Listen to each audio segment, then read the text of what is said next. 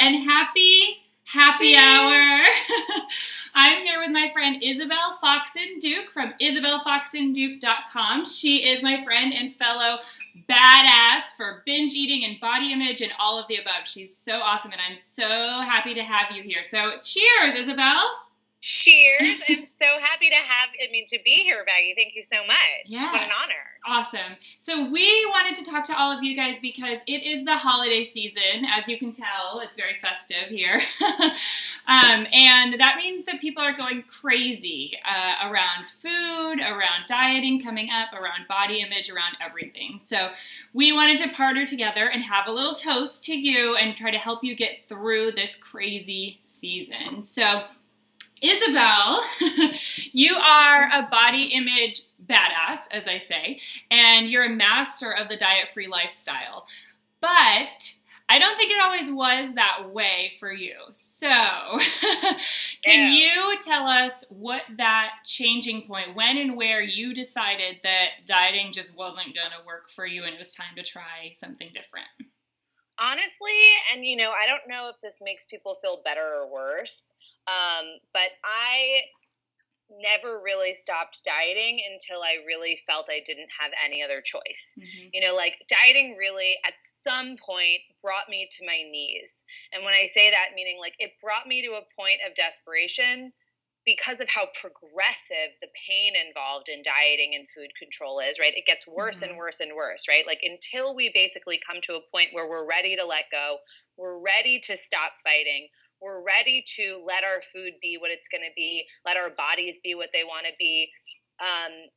Generally trying to control our food and weight just makes us more and more and more miserable as time goes on. So by the time I was really ready to stop dieting, I really had been brought to my knees. I really was kind of desperate, I didn't have it in me anymore. It was almost like I didn't have a choice but to stop dieting because I really couldn't stand the thought of restricting myself one more time only to binge again 2 days later. So, I always say ending dieting almost wasn't a choice so much as it happened to me. Okay. Because out of sort of that desperation to just I just couldn't continue going on the way I was going. Mm-hmm. So, yeah. So, that being said, I often wish my clients, the gift of desperation, as opposed to sort of living in this low level pain. Maybe it'll get better when we kind of get to the point where we're really ready to stop dieting because we realize how sort of miserable it's making us. That's actually a huge, huge gift. Yeah. Huge gift to get to that point. And, there's a reason why it usually takes a little bit of pain for us to get to that point. And that reason is because ending dieting is really countercultural, it's scary. It is really terrifying. There's no way, it's never not going to be scary to be wondering what's on the other side when I stop trying to control every little thing I put in my mouth. That is, goes against everything we're taught as women culturally. It goes against everything that we're taught often by our families and our mothers. This stuff's really intergenerational. It goes against everything the media teaches us. It's very nerve-wracking to be a little bit rebellious in that way, and say, no, I don't want to do this anymore, even though we as women are being taught that that's what we should be doing and that's what we need to be doing from almost every angle. So it's scary. And I think that, generally people only take risks when they feel like they really need to. And that usually does come from realizing that what you're doing now isn't working. And that's really where I was. I understood that that dieting wasn't working. It was ruining my life. Yeah. So, so that was kind of a longer answer than I thought I would have to that question. But that's and kind of an intense answer, but that is the answer. That is the real truth. Yeah. So much of us have to come from that place of kind of rock bottom to see that there is something else to do. Yeah, exactly. And it's so scary to let go. It's so scary to accept. It's so scary to not want to control everything, because we always assume that if we're not controlling, the worst case scenario will happen, right? My clients always say, if I didn't control my food, I'd gain 100 pounds. Right. If I didn't control my food, all hell would break loose. Yeah. So it's this fear of the worst case scenario happening that keeps us in this low grade state of misery. Yeah. And the sort of magic of it is that when we let go, when we accept, when we face our fear of what's on the other side, usually what's meant to happen is actually what starts to happen, right? Like we stop fighting the universe and we start being sort of in line with the universe. Yeah. So yeah, that's my experience. That's what I teach. That's what I do. Awesome. Thank you. Yeah. Cool. So, so on that note, it's my turn, I guess, to ask you a question. So my question is for you, like, how do you help women deal with their body image issues during we're talking about the holidays specifically, right? And how this body image stuff just comes up so much in the holidays. How do you teach women how to sort of deal with their body image stuff around this time of year? That's a really tough one because society has really taught us that holidays equals so much food, but also we should look really good in our little black dress at the holiday parties. And, and also that food equals fat, and fat equals bad and stupid and lazy and all of these things. And we have these things connected, so ingrained in us that it's really hard to break free of that. So I think the first step in actually starting to love your body or be okay with your body is realizing that those two things don't connect at all. Just whatever you're eating and however you feel about your body are totally separate issues that the world has wanted to smush together for so long. Totally. Yeah, and if you've been hating your body and being cruel to your body for years or decades or however long, it's going to be a little bit of a challenge to actually start to love your body. But loving your body is 100% a choice. It's not a dress size or a number on the scale or a vacation or whatever. It's a choice. You choose to love your body. And so today, like right now, you can make that choice to love your body. And I would say the first itty bitty step that is just so important is stop being so mean to your body. Stop being such a bitch to your body. Your body is the one person that you should cherish and love so much in your life. So today, stop saying mean things to yourself. Stop looking in the mirror and pointing out all the things that you don't like. You're just the meanest person to yourself, and that's not getting you anywhere. So the first step in making peace and being in love with your body is to stop hating your body. So word up. Yeah. Awesome. So I know that you're also an expert in binge eating, which happens a lot for just everyday people or normal eaters in the holiday season as well too. So what is your advice to your clients or just everyday ladies out there when there are thousands of cookies and things everywhere, not to eat every cookie within a 2-mile radius and end up with a stomachache and a ton of guilt this season? So I have a kind of unusual definition of the word binge eating, which most people don't. I kind of invented this myself, but it's really, really helpful in kind of distinguishing between quote normal eating and quote, crazy around food eating.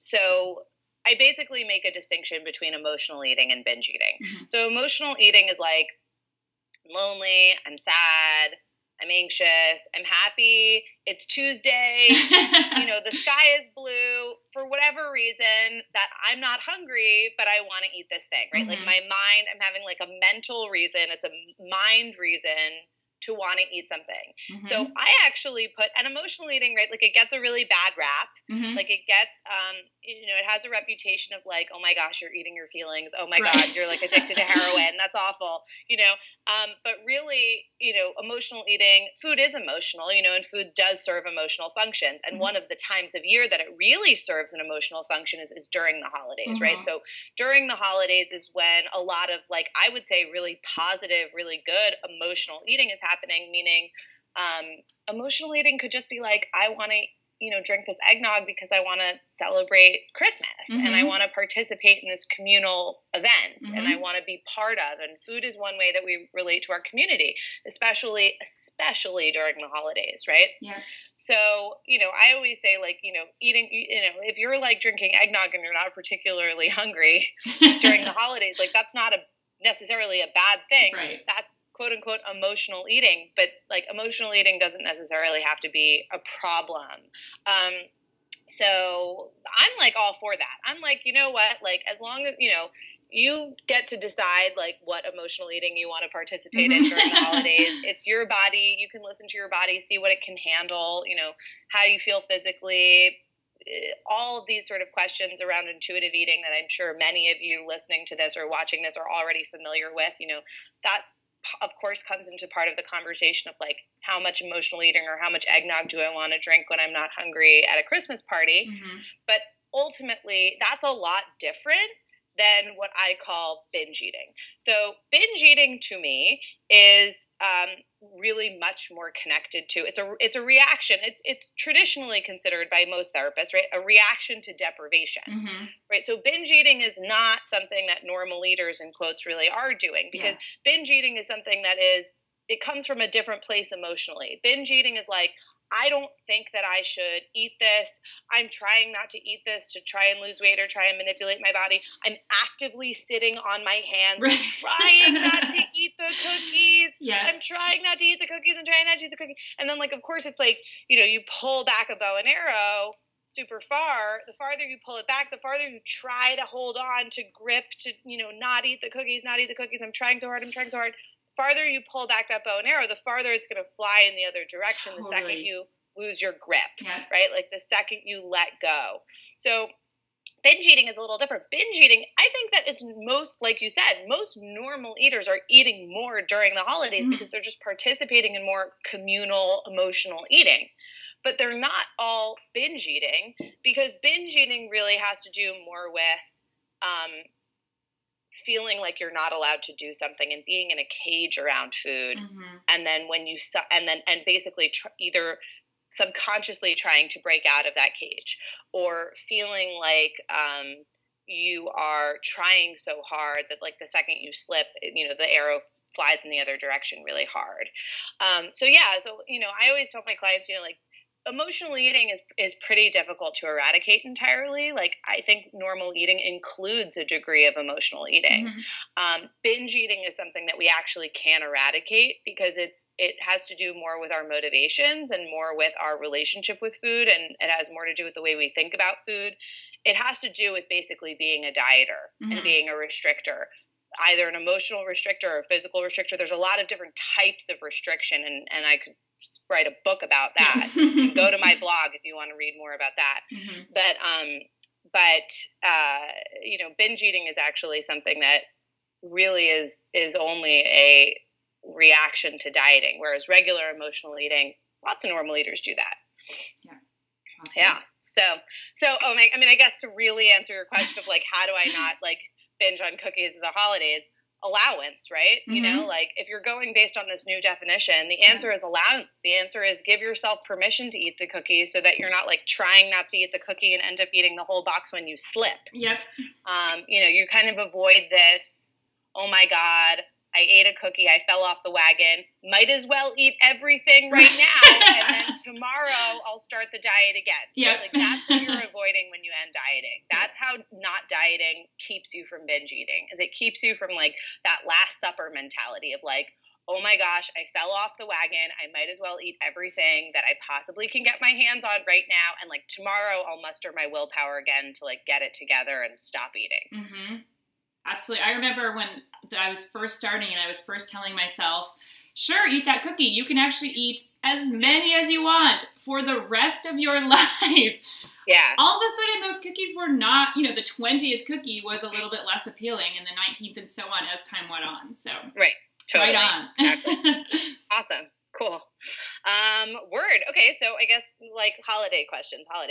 Okay. So, well, I was wondering what your sort of, you know, I think there's so many of us who think of, when we think New Year's resolutions, we immediately think about dieting. Like, most women, in my opinion, like I don't think, before I stopped dieting, I don't think I ever had a New Year's resolution that didn't have to do with food.